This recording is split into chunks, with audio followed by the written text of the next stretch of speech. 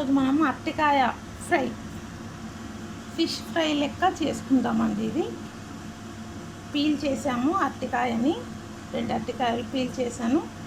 ఇప్పుడు దీన్ని రౌండ్గా కట్ చేసుకుందామండి. అంత సన్నగా కాదు, అంత లావుగా కాదు, మీడియం సైజుగా కట్ చేసుకుందాము రౌండ్గా. దానికి కావాల్సిన ఇంగ్రీడియంట్స్ అండి: అల్లం వెల్లిపాయ పేస్టు, కారము, కొద్దిగా పసుపు, రుచికి సరిపడా సాల్ట్. ఇది రౌండ్గా కట్ చేసుకున్నాక మనం బాయిల్ చేసుకోవాలండి. బాయిల్ చేసుకున్నాక మనం ఫ్రై చేసుకోవాలి, డీప్ ఫ్రై. ఫస్ట్ అయితే కట్ చేసుకుందాము, తర్వాత చూద్దాం. కట్ చేసుకున్నామండి. ఇప్పుడు అల్లం వెల్లి పేస్ట్ వేసుకుందాము, 1/2 స్పూను. కారము, పసుపు, రుచికి సరిపడా సాల్ట్ వేసుకుందాం. సాల్ట్ అండి, కొద్దిగా వాటర్ వేసుకుందాం.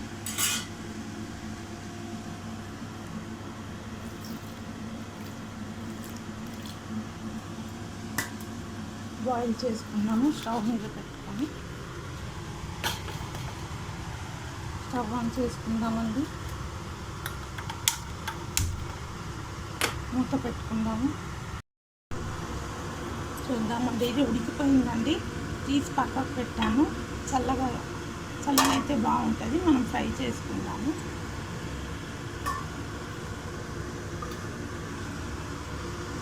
ఉడికిపోయింది. ఇప్పుడు తవ్వ పెట్టానండి. స్టవ్ ఆన్ చేసుకుందాము. ఇందులో కొంచెం 1 స్పూన్ ఆయిల్ వేసుకుందామండి. దీంట్లో ఇప్పుడు మనం ఆ తవ్వ హీట్ అయ్యాక ఇది ఒక్కొక్కటి అందులో వేసేసుకుందామండి. వేసుకొని డీప్ ఫ్రై చేసుకోవడమే. ఇలా ఒక్కొక్కటి వేసేసుకోవడమే అండి.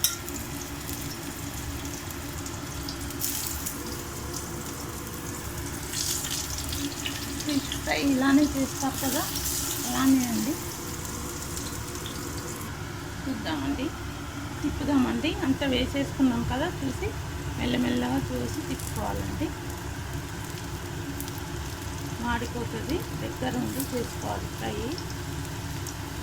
ఒక్కొక్కటి మెల్లగా తిప్పాలి.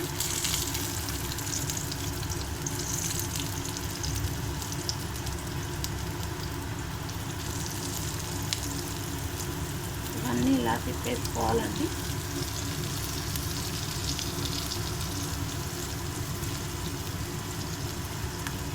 చాలా బాగుంటుందండి ఫ్రై.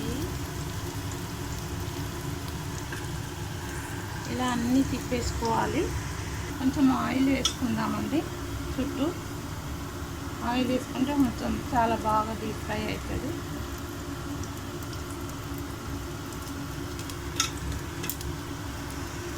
బాగా ఫ్రై అవ్వాలండి, ఇంకా వేగాలి. బ్రౌన్ కలర్ రావాలి, కొంచెం లైట్ బ్రౌన్.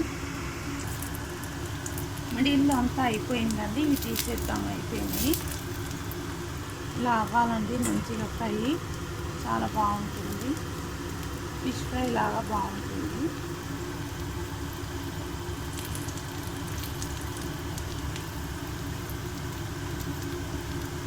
ఇలా brown colour, light gold colour వచ్చినప్పుడు తీసేయాలి.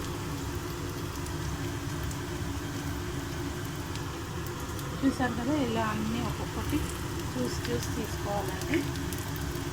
మనం అరటికాయ డీప్ ఫ్రై రెడీ అండి.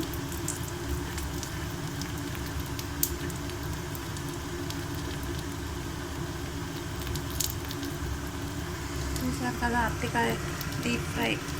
మీరు కూడా ఇలానే చేసి తినండి. ఇలా డీప్ ఫ్రై చేసుకోవాలండి. చాలా బాగుంటుంది, కమ్మగా పప్పుకి, చారుకి చాలా బాగుంటుంది ఫిష్ ఫ్రై కనుక. Thank you.